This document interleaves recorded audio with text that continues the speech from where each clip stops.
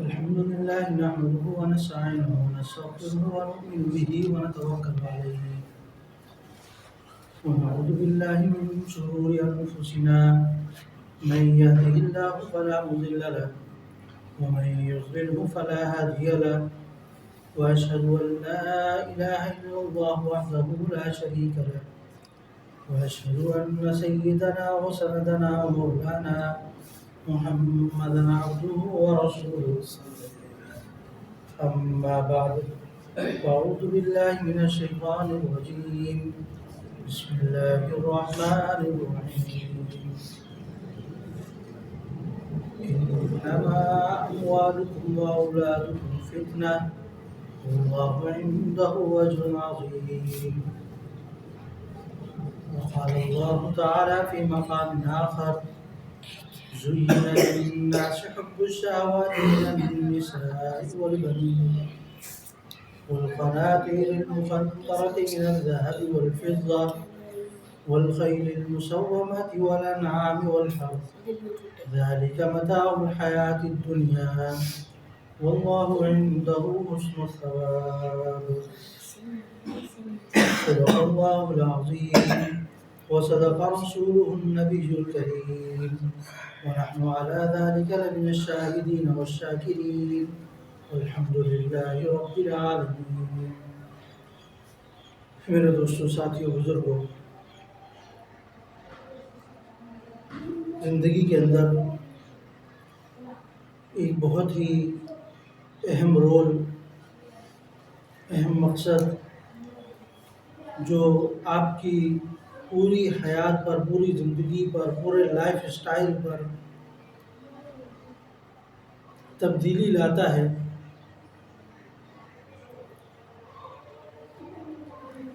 وہ اس مال کی وجہ سے، اس مال کا بنیادی کردار ہوتا ہے، یا وہ اس مال کو کس طریقے سے حاصل کر رہا ہے اس کا کردار ہوتا ہے۔ اگر وہ رزق حلال ہے تو یقیناً یہ اس کے لیے بھی فائدہ مند ہے، اس کے گھر والوں کے لیے بھی فائدہ مند ہے۔ اگر وہ حرام رزق ہے تو ممکن ہے کچھ عرصہ فائدہ دے لیکن اس کے بعد فائدہ نہ دے، یا اگر اس کچھ فائدہ دے رہا ہے تو اس کے اندر بھی کوئی نہ کوئی نقصان ضرور ہوگا کہ وہ حلال طریقے سے کمایا ہوا پیسہ نہیں ہے۔ اس طریقے سے مال جو ہے آپ کی زندگی پر منفی اور مثبت رویے اور کردار کو نافذ کرتا ہے، اور پھر وہی آگے معاملات ہوتے ہیں۔ قرآن پاک کی آیت میں نے آپ حضرات کے سامنے تلاوت کی، انما اموالکم و اولادکم فتنہ، واضح الفاظ ہیں۔ اگر اس کا میں ترجمہ نہ بھی کروں تو شاید آپ سمجھ گئے ہوں کہ مال اور اولاد فتنہ ہے۔ قرآن پاک کے اندر آیا، جان لو کہ مال اور اولاد تمہارے لیے کیا ہے؟ فتنہ ہے۔ اسی اولاد کے لیے آدمی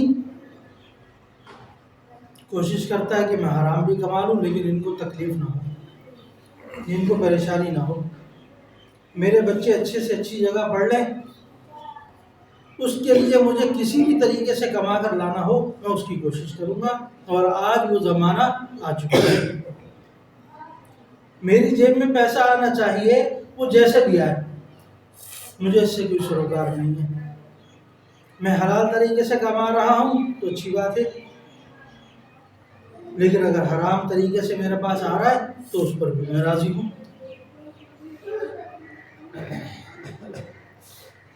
یہی سب سے بڑا فتنہ ہے مال کا، جس کو قرآن پاک نے ذکر کیا۔ لیکن دوسری طرف آپ یہ بھی کہہ کر نہیں ڈال سکتے کہ میرے پاس مال نہیں ہے، میں اپنے بچوں کے لیے کچھ نہیں کر سکتا، لہذا آپ لوگ بھی بیٹھے رہو میں بھی بیٹھا ہوں، تو یہ بھی غلط ہو جائے گا۔ الا کلکم راع وکلکم مسئول عن رعیتہ، کہ ہر شخص کو جو اس کی رعایا ہے اس کے بارے میں پوچھ گچھ ہوگی، پوچھا جائے گا تم نے اپنے بچوں کے لیے کیا کیا، ان کے لیے ایک حلال رزق کا انتظام کیا یا نہیں، یا صرف یہ ٹالتے رہے کہ میں نہیں کر سکتا۔ ایک زندگی ملی ہے، ایک وقت تمہیں ملا، اس میں تم اپنے آپ کو بنا سکتے تھے، اپنی سستی کی وجہ سے نہیں بنا سکے، تو ساری بات اللہ رب العزت پر نہ ڈال دیجیے کہ کیا ہے یہ سب کچھ اللہ کی طرف سے، میرا اپنا کردار ہے، میری اپنی سستی ہے، میری اپنی غفلت ہے۔ اللہ کے فیصلے پھر اسی طرح آتے ہیں، جس طرح کا میں عمل کرتا ہوں فیصلہ بھی اسی طرح کا آتا ہے۔ میرے عمل کے اندر اگر اخلاص نہیں ہوگا تو اللہ رب العزت بھی میرے مال کے اندر برکت نہیں ڈال دیں گے۔ میں اپنے کمانے کے اندر اگر اس چیز کی رعایت نہیں رکھوں گا کہ مجھے حلال کمانا ہے تو اللہ رب العزت بھی کبھی حلال کی طرف رہنمائی نہیں کرے گا۔ اگر دل میں ہوگا، اللہ کا ڈر ہوگا اور حلال کی طرف اپنے آپ کو بھگایا جا رہا ہوگا تو اللہ تعالیٰ پھر حلال بھی ملے گا اور اس میں برکت ملے گی، ورنہ اللہ رب العزت اسی حرام میں سکون بھی دے دیں گے اور وہ اطمینان بھی محسوس کرنے لگے گا، اور پھر ایک وقت آئے گا وہی حرام اس کے لیے ایک زندگی بن جائے گی اور اس کے اندر وہ گزرتا رہے گا۔ کئی لوگ ہیں سالوں سال سے سود کھا رہے ہیں اور آپ دیکھیں گے ان کے گھر میں اچھا خاصا سارے انتظامات ہیں، ساری سہولیات، ان کے بچے اچھے اسکولوں میں پڑھ رہے ہیں، سب کچھ ہو رہا ہے۔ تو یہ نظام زندگی ہے اللہ رب العزت کی طرف سے، ضروری نہیں ہے جو سود کھا رہا ہے تو وہ اس پر مصیبتیں آ جائیں گی، اللہ رب العزت نے اس کو ڈھیل دی۔ شاید یہ میرے رستے کی طرف آ جائے، سود کو چھوڑ دے، تو کبھی کسی کو دیکھ کر فیصلہ نہ کرنا، بلکہ یہ دیکھو میرے رب نے مجھے کیا حکم دیا ہے، میرے نبی نے مجھے کیا حکم دیا ہے، میں نے اس کے مطابق زندگی گزارنی ہے، دوسرا بندہ کچھ بھی کر رہا ہے مجھے اس سے کوئی سروکار نہیں ہے، ممکن ہے اللہ رب العزت نے اس کو ڈھیل دی ہو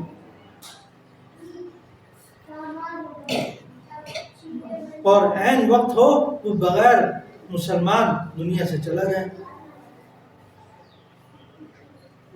مرتد ہو کر دنیا سے چلا جائے، کیا ممکن ہے؟ اس کی زندگی تو خراب ہو گئی، ختم ہو گئی۔ اگر وہ عین وقت پر بغیر کلمے کی حالت میں چلا جاتا ہے تو پھر یہ کوٹھی بنگلہ یہ مال اس کے کسی کام نہیں آئے گا، وہ بھی اسی قبر میں جائے گا جس قبر میں آپ جا رہے ہیں، اس کی قبر میں نہ کوئی اے سی لگا ہوگا، نہ کوئی ایسی سہولت ہوگی، وہ اسی چند فٹ کی قبر کے اندر اپنا وقت گزارے گا۔ وہاں کوئی فرق نہیں ہوتا کہ یہ امیر آدمی ہے یہ غریب آدمی ہے۔ جس طرح مسجد کی ایک صف میں آ کر آپ کھڑے ہو جاتے ہیں، غریب بھی کھڑا ہوتا ہے، امیر بھی کھڑا ہوتا ہے، بادشاہ بھی کھڑا ہوتا ہے، ایک عام مزدور بھی کھڑا ہوتا ہے۔ تو اللہ کے کاموں میں، اللہ کے معاملات کے اندر امیر غریب کو نہیں دیکھا جاتا، بلکہ اخلاص اور نیت کو دیکھا جاتا ہے۔ بندے کے اندر خلوص نیت کتنی ہے، اسی وجہ سے علماء نے لکھا ہے، مفتیان کرام نے بتایا ہے کہ اگر کوئی شخص حرام کماتا ہو اور فوری اس سے حلال کا انتظام نہ ہو پاتا ہو اور یہ ڈر ہو کہ اگر یہ حرام چھوڑ دے گا تو فقر و فاقہ میں چلا جائے گا، اس کے بچوں کے لیے کھانا پینا مشکل ہو جائے گا، اس کی زندگی حیران کن معاملے میں داخل ہو سکتی ہے، تو علماء فرماتے ہیں کہ وہ حرام کماتا رہے، لیکن اطمینان کے ساتھ نہیں، بلکہ اپنی کوشش کرتا رہے کہ جب تک مجھے حلال نہیں مل جاتا اس وقت تک یہ میں نے اپنا یہ سیٹ اپ رکھا ہوا ہے، جس دن مجھے حلال ملنا شروع ہو جائے گا میں یہ چھوڑ دوں گا، اور اس کے لیے دن رات ایک کر دے۔ یہ نہیں کہ ایک طرف سے حرام کھا رہا ہے اور مطمئن ہو کر بیٹھا ہوا ہے، ملے گا تو صحیح ہے، نہیں ملے گا یہ غلط ہے۔ پھر اس کے اندر ایک طلب نظر آئے حلال کمانے کی، اور اس کی وجہ سے اس کا سکون برباد ہو جائے، وہ دن رات ایک کر دے، بظاہر نظر آئے کہ یہ اس کے لیے کیا ہے، محنت کر رہا ہے، حلال کمانے کی طرف بڑھ رہا ہے، لیکن اللہ نہیں دے رہے، کوئی وجہ ہوگی، تو اس شخص کے لیے حکم ہے کہ وہ حرام کھاتا رہے، اپنے بچوں کو اس کی طرف نہ لے کے جائے، فقر و فاقہ کی طرف نہ لے کے جائے۔ بعض لوگ جذبات میں آ کر بالکل چھوڑ بیٹھتے ہیں اور کہتے ہیں کہ جو تمہارا نصیب تھا اللہ دے گا، یہ بھی ہے، ان کا نصیب آپ سے جڑا ہوا ہے، ان کے سرپرست آپ بنائے گئے ہیں، آپ کی ذمہ داری ہے ان کے لیے کرنا۔ اسی وجہ سے ان دونوں چیزوں کو اللہ تعالیٰ نے ایک ساتھ ذکر کیا، انما اموالکم و اولادکم، کہ مال اور تمہاری اولاد تمہارے لیے کیا ہے، فتنہ ہے۔ بعض لوگوں کو آپ دیکھتے ہیں کہ جب پیسے نہیں ہوتے یا جیبیں خالی ہوتی ہیں تو وہ اس کے مسکین یتیم کی طرح نظر آ رہا ہے، جب تھوڑے سے پیسے آ جاتے ہیں پھر وہ ہوا میں اڑتا ہوا نظر آ رہا ہوتا ہے، کبھی ادھر کبھی ادھر کبھی ادھر، ایک ہلچل اس کے اندر مچ جاتی ہے۔ تو یہ بھی ایک فتنہ ہوتا ہے جو آپ کی زندگی کے اندر ایک ایسا رول لے آئے کہ آپ اس کی وجہ سے اپنی اصل، اپنی اساس کو بھول جاؤ، پھر وہ بھول جائے گا نماز کیا ہوتی ہے، پھر وہ بھول جائے گا روزہ کیا ہوتا ہے، پھر وہ اکانومی کلاس میں سفر کرنا بھول جائے گا، اور اس سے پہلے وہ 4-4 5-5 میل پیدل بھی سفر کر لیا کرتا تھا کہ اس کی جیب میں کرایہ نہیں تھا، اور جس دن مال آ گیا اس دن پھر وہ ایک بڑی کار سے نیچے اتر نہیں رہا۔ تو اپنے آپ کو ہر معاملے کے لیے، ہر چیز کے لیے تیار بھی رکھیں، اور ساتھ میں اگر اللہ رب العزت یہ نعمتیں دے دے تو اس پر فخر نہ کرنا شروع کر دیں کہ جو ذات آج دے سکتی ہے وہ کل لے بھی سکتی ہے، پھر تکبر نہ آ جائے، پھر لوگوں کو دکھاتے نہ پھریں، پھر ایسا نہ ہو کہ غریب کو غریب ہی نہ سمجھنا، آپ اس کو حقیر سمجھنے لگیں، پھر کوئی غریب میں آتا ہے تو اس کو دھتکار دیتے ہیں، وَأَمَّا السَّائِلَ فَلَا تَنْهَرْ، جب کوئی سوال کرنے آئے تو اس کے ساتھ سختی کے ساتھ پیش نہ ہو،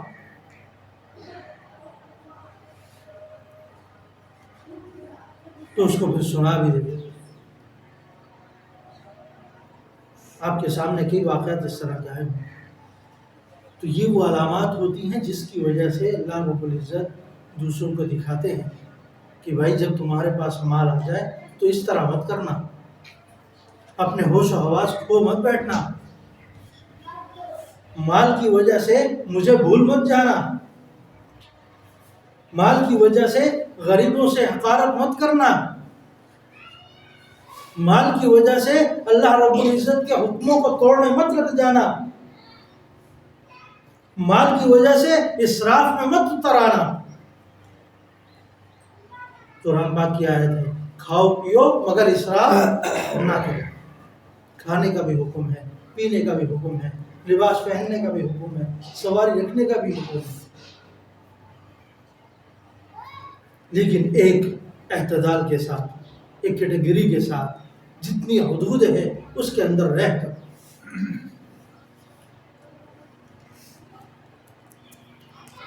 یہ مال کی زیادتی یا کمی ہر شخص کے اپنے لیول کے اعتبار سے ہوتی ہے. ایسا نہیں ہے کہ میرے پاس آج کروڑوں آئیں گے تو پھر میں مال سکوں. میرے پاس تو 2 لاکھ آ جائے گا تو میں اس کو بھی نہیں سنبھال سکوں گا، تو میرے لیے وہی مال زیادہ. بعض کے بعد 2 کروڑ 10 کروڑ بھی آ جائے اس کے لیے کام معمول کی بات ہے، تو اس کے لیے وہ بھی مال زیادہ نہیں. تو یہ آدمی اپنے اعتبار سے دیکھے گا کہ میرے لیے کتنا مال نقصان دہ ہے اور کتنا مال فائدہ مند ہے.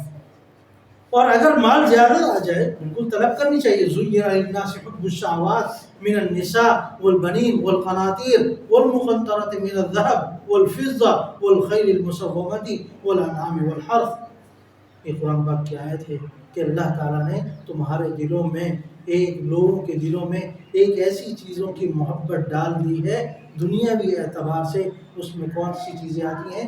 للناس، اور للناس حب الشہوات من النساء، عورتوں سے محبت ایک مرد کی فطری عمل ہے ہوتی ہے. والبنین، بچے، اولاد، اور اس میں نرینہ اولاد ہو جائے تو اور زیادہ وہ فخر کرتا ہے. آج بعض گھروں میں یہ بھی معمول ہے کہ بچہ پیدا ہو جائے تو مٹھائیاں تقسیم کی جاتی ہیں، بیٹی پیدا ہو جائے تو کچھ بھی نہیں دیا جاتا. آج بھی ایسے گھر موجود ہیں، افسوس کے ساتھ. حالانکہ وہ بیٹی بھی انہیں کی ہے، بیٹا اللہ نے دیا تھا وہ بھی اللہ کی طرف سے انعام تھا، لیکن دونوں میں فرق کر دیا جاتا ہے. یہ دوسرے گھر چلے جائے گی، یہ تو یہاں نہیں. پہلے دن سے اس کے ساتھ ایک اجنبیوں والا معاملہ. آج وہ دنیا میں آئی ہے اس وقت سے آپ کے سامنے کئی گھر ہوں گے اس طرح.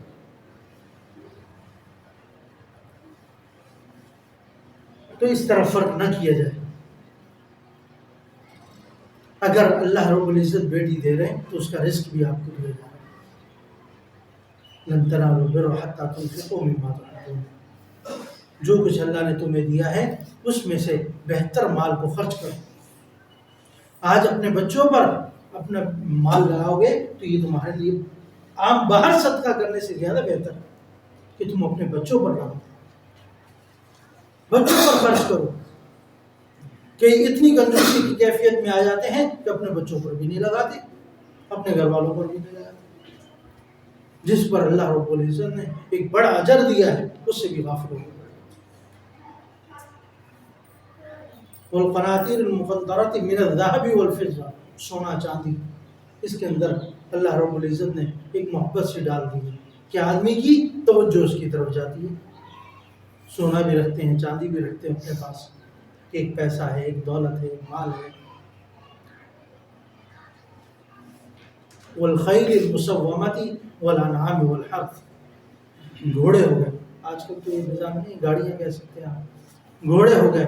پہلے زمانے میں گھوڑے رکھنا ایک فخر سمجھا جاتا تھا، ایک بڑی گاڑی کے طور پر استعمال کیا جاتا تھا. اونٹ ہو گئے، گھوڑے ہو گئے، اور اسی طریقے سے جانور ہو گئے جن کا دودھ آپ استعمال کرتے ہیں، اور کھیتی آپ کی ہو گئی یہ باغات وغیرہ. اس پر کیا ہے لوگ فخر کرتے ہیں، اور بندے کا اور انسان کا، ایک دنیا میں رہنے والے شخص کا میلان ان چیزوں کی طرف فطری طور پر ہوتا ہے. ذالک متاع الحیات الدنیا، یہ کیا ہے؟ تمہاری زندگی گزارنے کا ساز و سامان ہے، جس کو اگر تم نے اچھے طریقے سے گزار لیا، اچھے طریقے سے استعمال کر لیا، بغیر اسراف سے، بغیر تکبر کیے، اللہ کی طرف سے انعام سمجھتے ہوئے، یا اللہ میں تو اس کا حقدار نہیں تھا لیکن تو نے مجھے یہ عطا کیا ہے، مجھے اس کو صحیح طریقے سے آزمانے کی توفیق عطا کرتے ہیں. اس کی دعا مانگو. ورنہ میں اس لائق بھی نہیں ہوں کہ مجھے یہ مل سکے. کیوں؟ میں اپنے گریبان میں جھانک کر دیکھتا ہوں، مجھے پتا ہے میں اللہ کے حکموں کو کتنا مان رہا ہوں. میں جانتا ہوں میں اللہ کے رمضان المبارک آتا ہے تو میری کیفیت کیا ہوتی ہے. میں اگر کہیں سے کما کر لا رہا ہوں تو کس طریقے سے کما کر لا رہا ہوں. میں حرام کما رہا ہوں، میں غلط طریقے سے کما رہا ہوں، میں کسی کی زمین قبضہ کیے ہوئے بیٹھا ہوں. میں دھوکہ دہی فراڈ سے کما کر لا رہا ہوں، سب جانتا ہوں میں، کیونکہ جو شخص اپنے آپ کو جتنے اچھے طریقے سے جانتا ہے دوسرا نہیں جان سکتا۔ ایک صحابی آئے، نبی اکرم صلی اللہ علیہ وسلم نے ان کے سینے پر ہاتھ مار کر دیا کہ اپنے بارے میں اپنے دل سے پوچھو، اپنے بارے میں اپنے دل سے پوچھو کہ یہ کیسے، آپ کے اندر کیا اعمال ہے، آپ اپنے آپ کو کیسے دیکھتے ہو، آپ کے اندر کیا خامیاں، کیا نقصان، کون سی چیزیں ہیں۔ تو یہ وہ ساری باتیں ہوتی ہیں جس کی وجہ سے انسان اللہ رب العزت سے یا تو دور چلا جاتا ہے یا قریب آ جاتا ہے۔ آج آپ کے سامنے کئی ایسے لوگ بھی ہوں گے جن کو اللہ رب العزت نے اتنا دیا ہے کہ نہ وہ فلسطین کے مسلمانوں کو بھولتے ہیں، نہ اپنے خاندان کے غریب لوگوں کو بھولتے ہیں، اور زکوٰۃ بھی دیتے ہیں، صدقات بھی دیتے ہیں، اللہ کے راستے میں خرچ بھی کرتے ہیں، اور اسی طریقے سے ان کے گھر کا نظام بہترین چل رہا ہے۔ تو یہ اللہ کی طرف سے ایک توفیق ہوتی ہے۔ اور ایسے لوگ بھی ہوں گے جن کو اللہ رب العزت نے بہت دیا، لیکن کنجوسی نے ان کی معاملات کو روک رکھا ہے، اور عین وقت پر جب وہ دنیا سے چلا جاتا ہے تو بعد میں آنے والے لوگ اس کے مال کو استعمال کرتے ہیں۔ افسوس وہ زندگی میں خود بھی نہیں کر سکتا، اس سے زیادہ کی حرص نے اس کو جو موجودہ اس کے پاس مال تھا وہ بھی استعمال کرنے والا نہیں بنایا، جس کی وجہ سے وہ عین وقت تک اس حالت میں رہتا ہے کہ اللہ رب العزت کی طرف سے وہ اپنے مال سے فائدہ بھی نہیں اٹھا پاتا، اور اسی حالت میں پھر دنیا سے چلا جاتا ہے۔ اللہ تعالیٰ رزق حلال کمانے کی توفیق عطا فرمائے، اور جو مال ہمیں مل جائے اس کو کس طریقے سے آگے صرف کرنا ہے، خرچ کرنا ہے، وہ بھی اللہ رب العزت کے بتائے ہوئے طریقے کے مطابق خرچ کرنے والا بنائے۔ یہ مال ہمارے لیے برکت کا سبب بن جائے، فتنے کا سبب نہ بنے، اس کے لیے دعا کرتے رہے۔ وَمَا عَلَيْنَا إِلَّا الْبَلَاغُ۔